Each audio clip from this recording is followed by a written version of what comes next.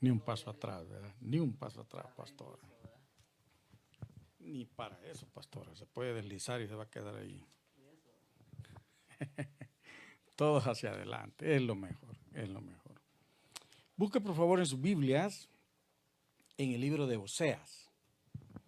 Le voy a dar unos 30 segundos para que encuentre el libro de Oseas. Libro de Oseas. Si usted encontró Daniel, una página después está ahí Oseas. ¿Vean? ¿Sí? El libro de Daniel y después sigue Oseas. Así es que usted va a encontrar fácil este libro. Oseas capítulo 11. Vamos a meditar en una pregunta, fíjese. ¿Qué camino elegimos? Eso es lo que nos vamos a preguntar esta noche. Y nos vamos a responder. Usted se responderá ahí donde está. Yo me he estado respondiendo todo este día. ¿Qué camino elegimos? La verdad que a veces que creemos que ya hemos elegido todo, pero mientras vamos caminando, se van poniendo delante de nosotros diferentes rutas y usted y yo tenemos que elegir por dónde vamos a ir. ¿Tiene el libro de Oseas, capítulo 11? Vamos a leer del versículo 1 al 7. Si usted está allí y ya está ha estado de rodillas mucho rato o ha estado así agachadito, póngase de pie, pues. Vamos a leer. Le voy a dar la oportunidad que descanse.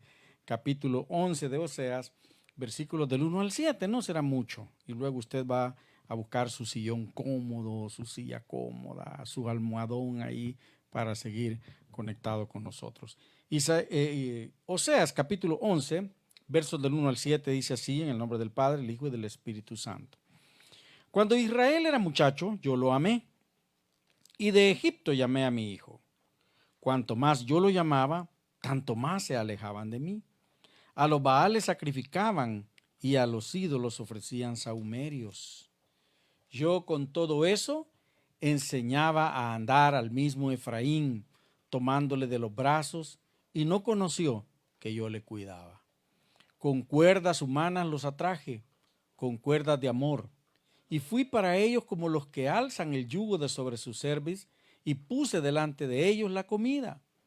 No volverá a tierra de Egipto, sino que el asirio mismo será su rey, porque no se quisieron convertir. Caerá espada sobre sus ciudades y consumirá sus aldeas, las consumirá a causa de sus propios consejos. Entre tanto, mi pueblo está adherido a la rebelión contra mí, aunque me llaman el Altísimo, ninguno absolutamente me quiere enaltecer. Palabras tremenda, ¿verdad? Padre, gracias por esta palabra bendita que viene para nosotros esta noche, Señor. Ayúdanos a meditar en ella y ayúdanos, Padre, que esta palabra pueda abrir nuestros ojos y pueda hacer que entendamos en realidad qué es lo que tú quieres para nosotros. Ayúdanos, Señor Jesús, como tú expresas de tu pueblo, a convertirnos, a ser diferentes, a caminar por los caminos que tú quieres que caminemos, a tomar las decisiones que tú quieres que tomemos, a elegir el camino correcto, Señor, el camino seguro, el que nos lleva hacia ti. Gracias, Padre Celestial. Bendecimos tu nombre, bendecimos tu nombre. Amén. Lo cierto es que con esta expresión yo encuentro dos cosas aquí cuando Dios le habla a Oseas para que le diga al pueblo de Israel. Está Dios hablando a un pueblo, pero está compadecido de ese pueblo. No está como diciendo, ya se portaron mal, ahora los voy a destruir. Está sintiendo compasión por ese pueblo. Entonces Dios siempre está preocupado por su pueblo. ¿Por qué? Porque Dios quiere que estemos bien. Dios quiere que estemos bien. Quiere que seamos triunfadores, exitosos. Al igual que nuestros padres siempre sueñan con que los padres siempre soñamos que nuestros hijos sean exitosos y estén bien, tengan las mejores condiciones y nos esforzamos por brindarles alguna comodidad. Dios siempre está pendiente y está pensando en que tú y yo, como sus hijos, tengamos éxito, estemos bien, nos sintamos felices. Ese es uno de los deseos del corazón de Dios. Según lo vemos aquí, Dios no está sintiéndose muy enfurecido, sino que está diciendo, qué lástima a mi pueblo. A pesar de que eran rebeldes, yo siempre los tomé de la mano, los llamaba, y mientras más los llamaba, dice, y más se alejaban de mí. Los hijos de Dios, ¿sabe? No tenemos límite para llegar. El límite es el infinito. Y solamente tenemos límite cuando nosotros mismos lo ponemos. Nosotros mismos podemos decir, esto no lo puedo hacer. Y ya no arrancamos. Ahí no puedo entrar. Y ya no entramos. Esto no lo puedo realizar. Y no lo realizamos. Yo no voy a poder tener esto. Y no lo tenemos. No, aquí yo no puedo seguir luchando. Y no seguimos luchando. Los límites que realmente los hijos de Dios tenemos, no los pone Dios, los ponemos nosotros. Dios nos ha abierto el camino para que lleguemos al cielo mismo, para que vivamos felices cada día de nuestra vida, para que estemos seguros cada día de nuestra vida. Pero los límites y los estorbos nosotros mismos los permitimos, nosotros mismos los ponemos. Muchos dicen, cristianos que se quejan de que Dios no les da las oportunidades que buscan o que anhelan, dicen que muchas de esas personas pasan toda la vida apuntando al blanco. Apuntando al blanco, ese es el lugar, ese es el sitio, eso es. Pero ¿sabe qué? Nunca disparan. Apuntan, apuntan y apuntan, pero nunca disparan. Apuntan y se pasan la vida y se mueren apuntando, pero nunca dispararon, nunca se atrevieron, nunca caminaron, nunca confiaron, nunca creyeron. Al final de la vida, mi amado hermano, usted y yo somos lo que nosotros mismos nos permitimos ser. Dios nos abre las puertas y por eso la Escritura es clara cuando dice, al que creyere, le será hecho. Si tú le dices a ese monte, quítate de aquí y vete al mar, el monte se irá si lo crees. Pero ¿cuántas veces nosotros nos hemos parado delante de la circunstancia, delante de esas cosas que soñamos, que anhelamos y no creemos que lo podemos lograr? Y entonces nos ponemos límite, nos ponemos barrera y crea que cuando usted y yo no creemos, no lo lograremos, no lo vamos a lograr. Eso es imposible, no lo vamos a lograr. Delante de nosotros está el camino. Está el camino mejor. El camino que Dios sabe que nos va a bendecir. El camino que Dios ha marcado y le ha puesto toda clase de señales para que no nos perdamos, para que no nos confundamos. Tiene unas luces por todos lados que dicen, este es el camino, este es el camino. Está ahí delante de nosotros. Pero también hay otro camino que se ve amplio, espacioso. Algunos dicen, no, pero es que el camino es muy angosto. Pero ese es el camino correcto. El otro se ve amplio, pero dice la Escritura, lleva a la perdición. ¿Cuál camino elegimos? ¿Cuál es el camino que elegimos? Veamos qué camino eligió Israel.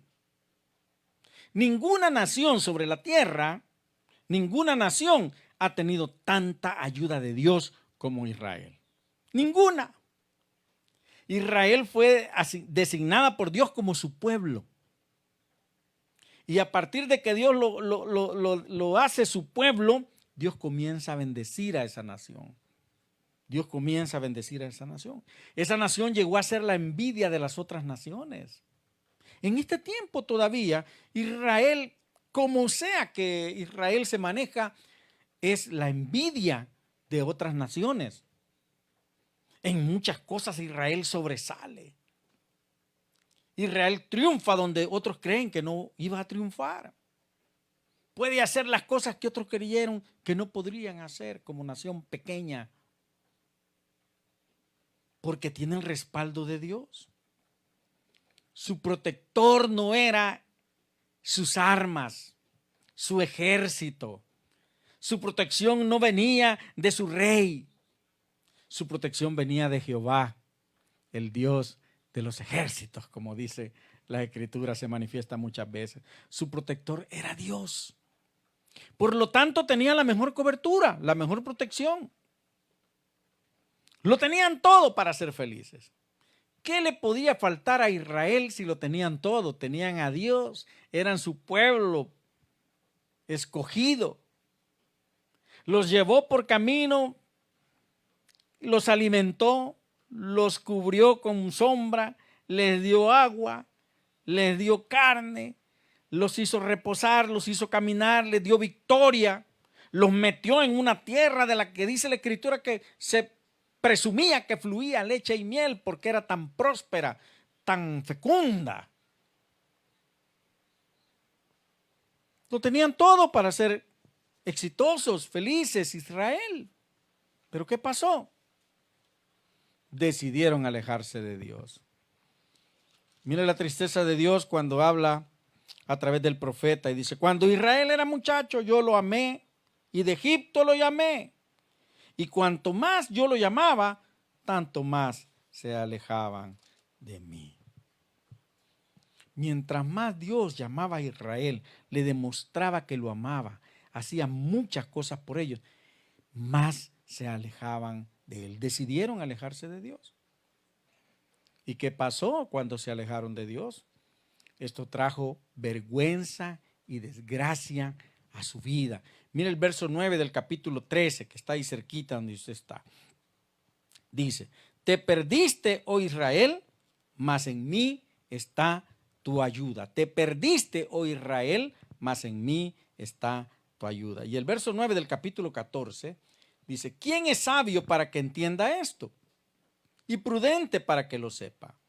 Porque los caminos de Jehová son rectos y los justos andarán por ellos, mas los rebeldes caerán en ellos. ¡Qué terrible! No es que, ay, me voy a salir de los caminos del Señor y ahora ya no tengo nada que ver con eso. Ya no, es que vas a andar en los caminos del Señor, pero vas a caer ahí por rebelde, por desobediente, por habernos alejado de Dios cuando Él nos está llamando. ¿Has escuchado alguna vez la voz de Dios que te llama? Que te dice ven, que te dice apártate, que te dice aléjate de eso, que te dice yo te estoy buscando, acércate a mí. De muchas maneras Dios lo hace. ¿Y qué es lo que hacemos muchas veces? Nos alejamos de Dios.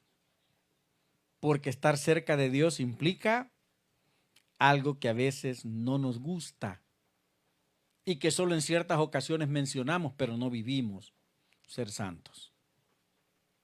Israel decide apartarse de Dios y prefirió, dice la Escritura, hacer sahumerios a los dioses paganos. Y por supuesto que quizá en algún momento ofrecían sacrificio a Jehová, pero al ratito terminaban de ofrecer a Jehová e iban a ofrecer a los Baales. Y Dios dice, no tendrá dioses ajenos delante de mí. Esa era el primer mandamiento. No tendrá dioses ajenos delante de mí. Y Israel los conocía. E Israel era enseñado sobre la palabra de Dios, sobre los mandamientos de Dios, pero no los obedeció. Prefirió alejarse de Dios. Porque parece que los 10 mandamientos eran demasiado estrictos para el estilo de vida que ellos querían tener. Se alejaron de Dios. Y eso les provocó tragedia. Cuando tú y yo nos alejamos de Dios, viene desgracia a nuestra vida. Y no podemos culpar a Dios. Él está ahí siempre. Somos nosotros los que nos apartamos de Él. Veamos otro ejemplo. Un hombre que usted y yo conocemos, Jonás. ¿Ha escuchado hablar de Jonás? Un profeta de Dios. Jonás era un hombre que tenía un oficio y era el oficio de profeta. ¿Y qué hacían los profetas? Hablaban el mensaje de Dios al pueblo. Trasladaban la palabra de Dios al pueblo. Eso hacían los profetas. Los profetas no tenían que hablar por su propio pensamiento ni por su propio sentimiento. Tenían que trasladar la palabra de Dios al pueblo, aunque pareciera dura o aunque pareciera suave, según su criterio. Era un profeta de Jehová. Y recibe una orden de Dios. Recibe una orden de Dios, Jonás, en el capítulo 1 del libro de Jonás. Dice ahí, levántate y ve a Nínive, le dice Dios, aquella gran ciudad, y pregona contra ella porque ha subido su maldad delante de mí. Pregona contra ella quiere decir, adviérteles de que están mal. y que si siguen mal van a perecer. Su pecado ha subido tanto que lo voy a destruir. Adviérteles, díselos. Háblales y dales ese mensaje. Jonás recibe una orden de Dios. Como profeta de Dios, él debió haber ido a dar el mensaje a donde Dios lo mandaba. ¿Cuántas veces Dios nos dice que hagamos algo y que vayamos a cierta persona y nosotros decimos no? Pero es que no puede ser. Esa persona ha sido mala conmigo, ha sido mala con mi familia, me ha tratado mal, me ha humillado, me ha ofendido. ¿Cómo Dios me va a mandar a que yo le dé un mensaje de vida?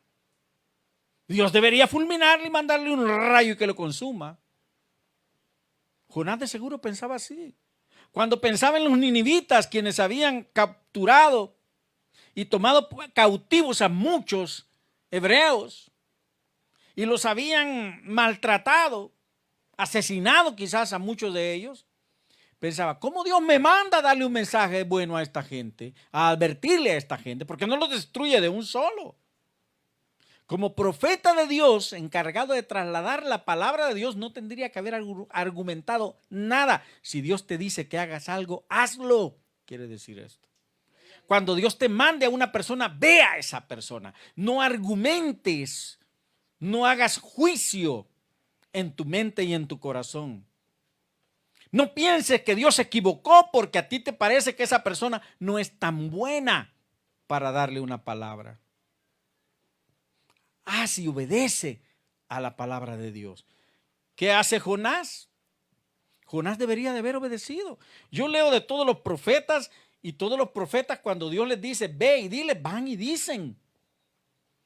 Pero no así de Jonás. Jonás se resiste, se rebela. ¿Y sabes qué hace? Hace una vuelta pero exagerada, ¿no? Decide huir de la presencia de Dios. Aquí Israel decide apartarse de Dios. Dios lo llama, lo cuida, lo abraza, lo toma de la mano, lo lleva, le enseña a caminar, le enseña a dar sus primeros pasos. Este hombre, Dios lo ha elegido para ser su profeta, y cuando le da la indicación, lo menos que Dios espera es que la cumpla. Sin embargo, este hombre dice no, pone sus argumentos y decide no obedecer a Dios. ¿Y qué es lo que hace? Lo que hacemos muchas veces nosotros. Creemos que nos vamos a alejar del sitio donde Dios nos habló y así Dios ya no tendrá nada que ver con nosotros. Equivocado Jonás, equivocados nosotros. Jonás, fíjese que yo estaba viendo, tratando de medir la distancia, dice, me voy a ir a Tarsis. Y yo hace años no había meditado dónde quedaba Tarsis. Tarsis era una ciudad que escuchaba, pero no había ido a un mapa a ver a dónde estaba Tarsis. ¿Sabe dónde está Tarsis? En España. Y Jonás está allá, en la tierra prometida, en Canaán, en esa área. Se tenía que atravesar todo el mar Mediterráneo. Y cuando él llega al puerto con la intención de embarcarse para ir de esa región hasta Tarsis, España, él debe haber pensado, si yo me alejo de esta región, Dios no, allá en España Dios no va a tener nada conmigo. Pero Dios está en todas partes, es que eso se nos olvida. Si yo me voy de la iglesia porque no quiero obedecer a Dios, a donde vaya, ahí está Dios.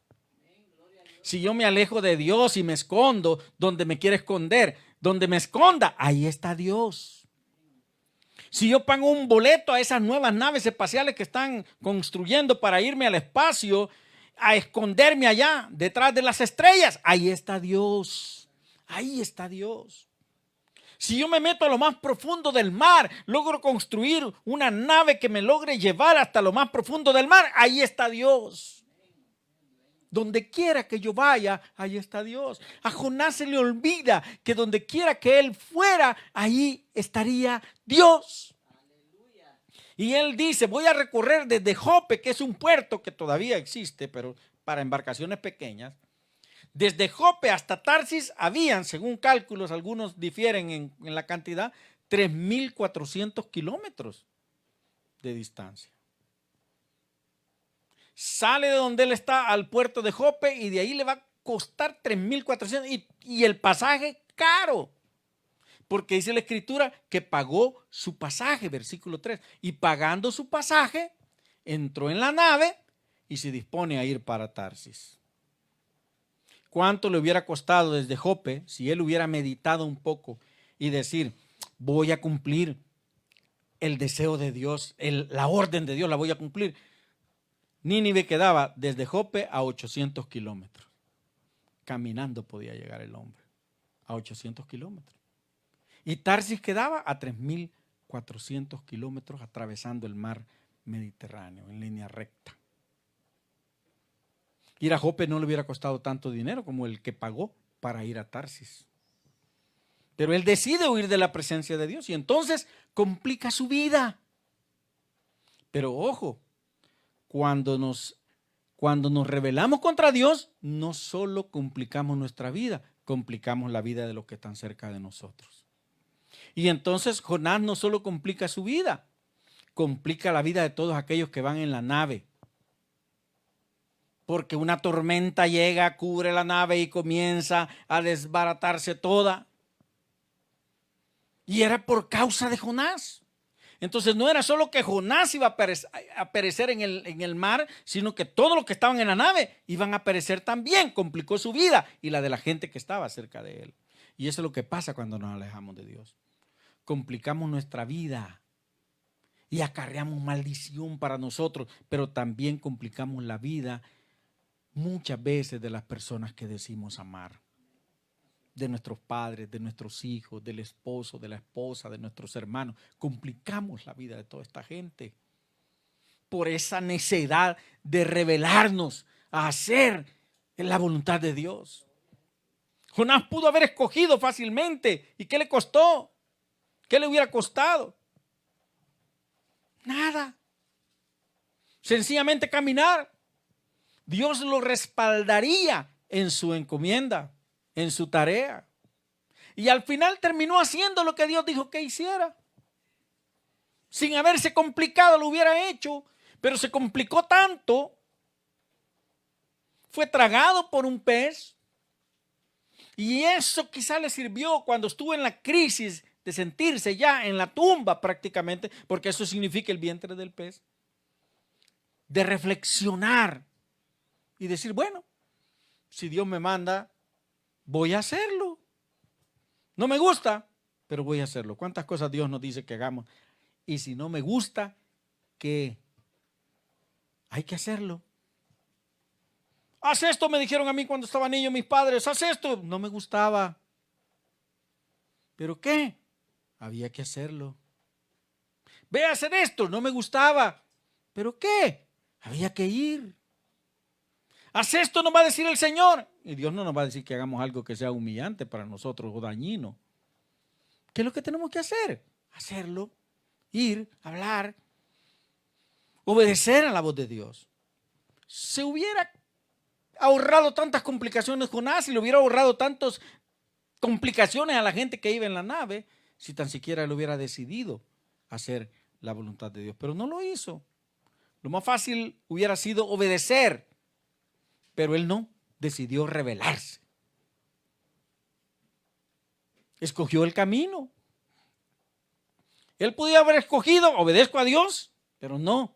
Hizo lo que hizo Israel en el primer ejemplo que teníamos.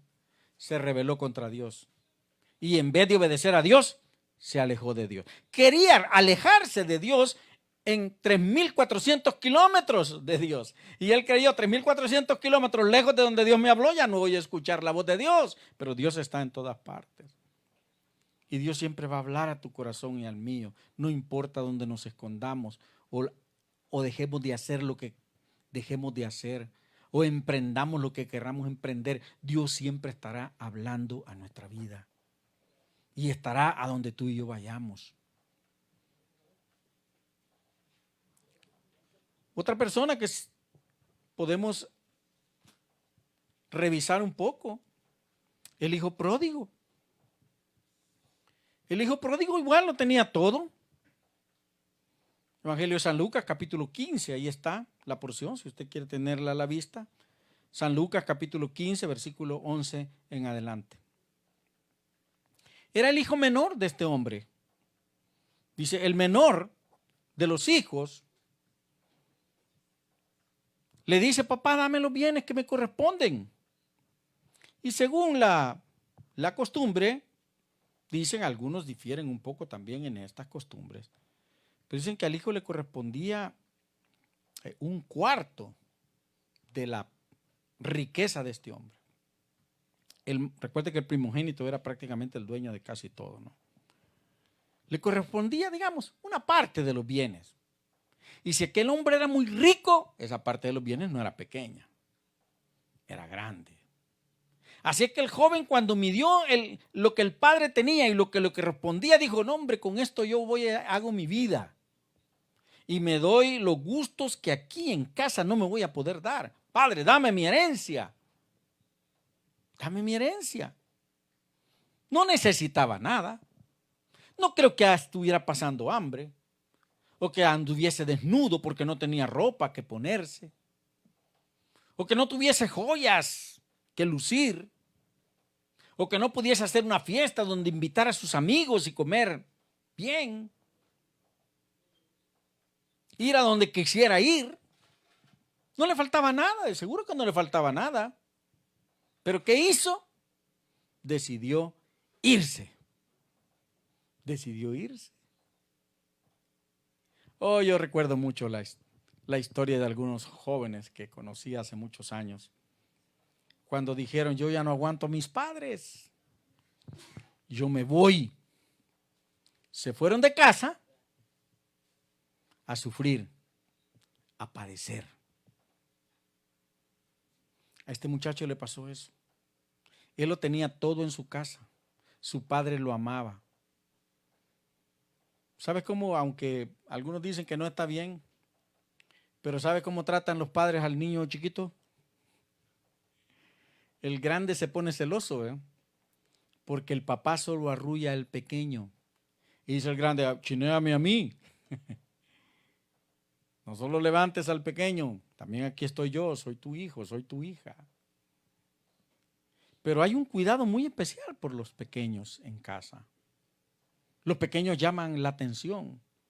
Los pequeños nos mueven a hacernos loco fotografía, loco video. Cualquier cosa. ¿Qué quiere el niño? Sí, no, hay que resolver un problema. ¿Qué dice el niño que quiere? Sí, no, vamos. Lo tiene que tener. Este era el hijo pequeño. No me cabe duda que el padre lo amaba.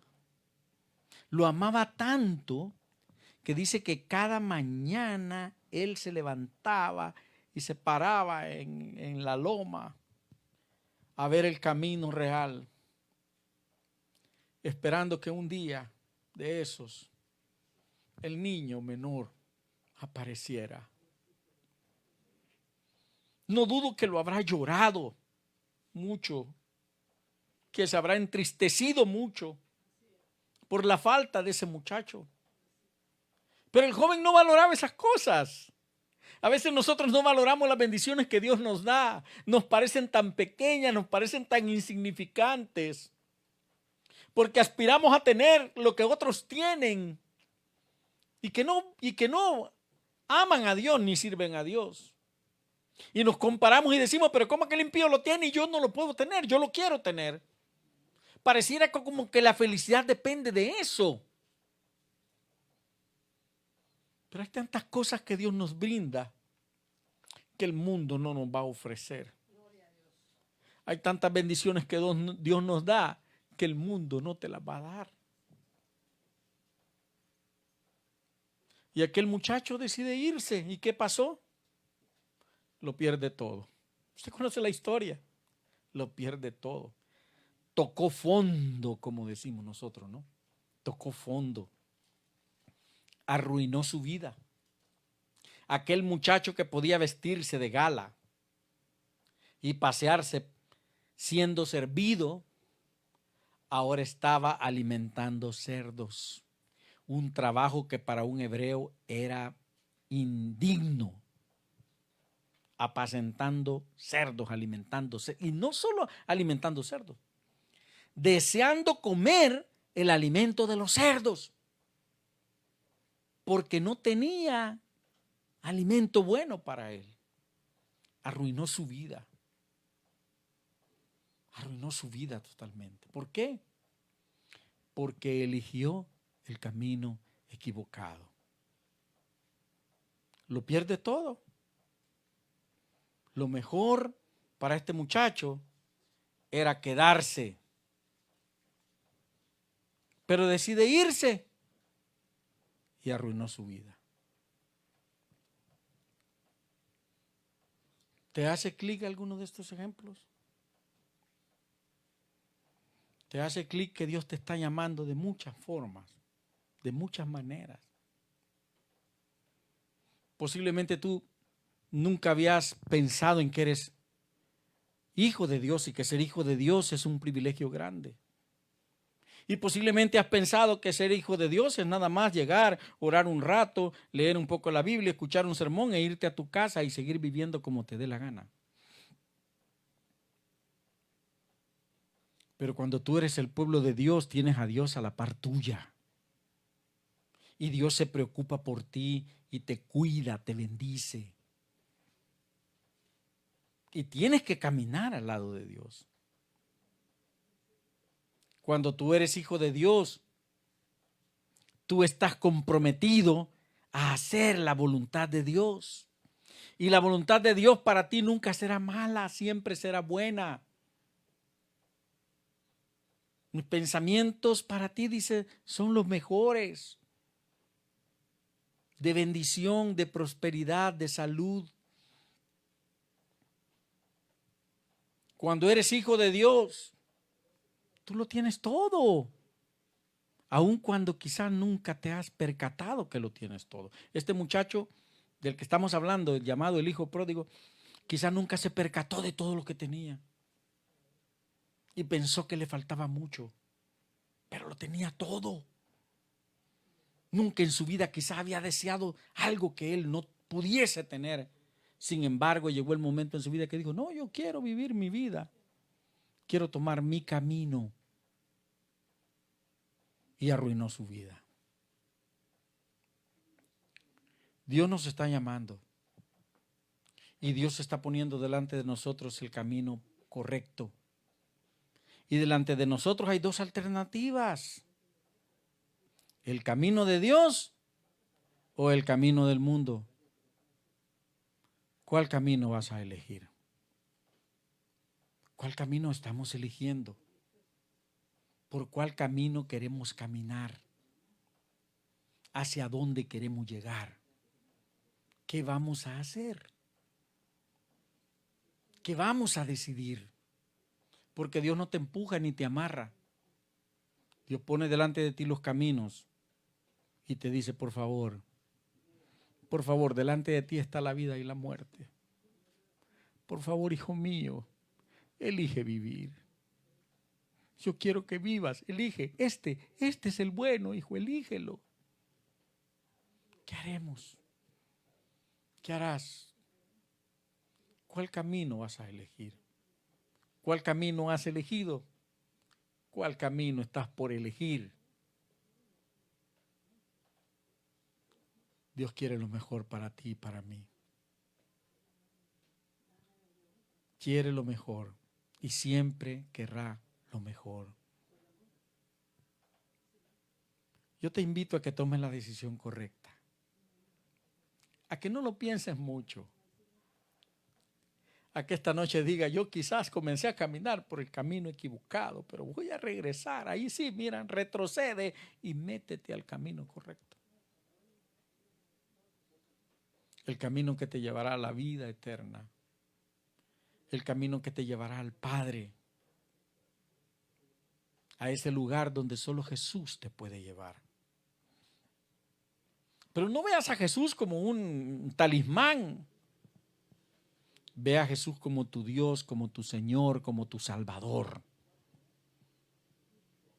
Como aquel que merece honra, gloria, honor y alabanza. Y que es digno de que tú le ames, lo sigas, le obedezcas y lo honres. Padre, yo clamo por cada uno de los que estamos reunidos ahora y de aquellos que van a visualizar este video en el futuro. Clamo, Señor Jesús, para que tu Espíritu Santo pueda obrar en sus vidas, para que hagas la obra perfecta en cada uno de nosotros. Y si acaso, Señor, hasta este día hemos caminado por senderos equivocados, perdónanos. Perdónanos si estamos dispuestos a rectificar, a corregir, a comenzar a caminar por el camino correcto, ese que tú nos has marcado, Señor. A obedecer tu voz, que es la mejor. A seguirte, Señor, porque tú nos llamas y nos ofreces tu mano bendita para que caminemos de ella. A valorar toda la bendición que tú has entregado a nuestra vida desde antes de nacer, Padre eterno. Perdónanos y ayúdanos, Señor, que nuestra mente y nuestro corazón se aclaren y podamos tomar la decisión correcta esta noche. Si tú estás ahí, estás meditando estas palabras y quieres decir conmigo esta oración, repítela por favor. Señor Jesús, repítela sencilla. Señor Jesús, me arrepiento de haber seguido el camino que he llevado hasta hoy. Tomo la decisión de dejarlo, de abandonarlo. Tomo la decisión de recibirte a ti como mi Señor y Salvador, como mi Dios. Y te pido que perdones mis pecados, que me limpies, que me hagas nueva criatura y que escribas mi nombre en el libro de la vida. Te declaro mi Señor, mi Dios, mi dueño. Y te doy gracias por tu sacrificio en la cruz del Calvario, que es el que verdaderamente me da el perdón de mis pecados. Y te doy gracias por haberte levantado de la tumba, que me da la esperanza de vida eterna. Quiero llamarme tu hijo. Quiero ser llamado tu hijo. No solo tu criatura, tu hijo, Señor, con todos los derechos que esto conlleva. Gracias por recibirme, Señor. Gracias por perdonarme. En el nombre de Jesús te doy gracias. Amén. Si tú hiciste esta oración conmigo, tú has entrado a una nueva etapa en tu vida. Ahora eres hijo de Dios. Ahora eres parte del pueblo de Dios. Y tienes diariamente que leer las Escrituras, doblar tus rodillas por unos minutos y hablar con el Señor, hablar con Dios.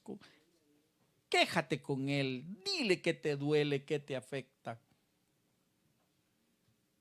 Y procura vivir una vida agradable a los ojos de Dios. Eso quiere decir que vas a tener que limitar todas aquellas cosas que te apartan de una buena relación con Dios. Y tú verás que elegir este camino será la mejor decisión que habrás tomado en tu vida. Que Dios te bendiga, que Dios te prospere y que te dé una vida abundante a ti y a tu familia. Bendiciones para ti. Bendiciones.